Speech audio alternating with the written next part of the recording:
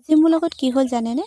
দুপৰীয়া মানে আলু পৰঠা বনাম বুলি ধুনীয়াকৈ আলুখিনি বইল কৰি ল'লোঁ কুকাৰতে আৰু দাইলখিনি পিটিকা বনাম বুলি ধুনীয়াকৈ দাইলখিনি বইল কৰি ল'লোঁ টিফিন এটাত ভৰাই কিন্তু দাইলখিনি দেখিলোঁ যে ধুনীয়াকৈ খুলি মেলি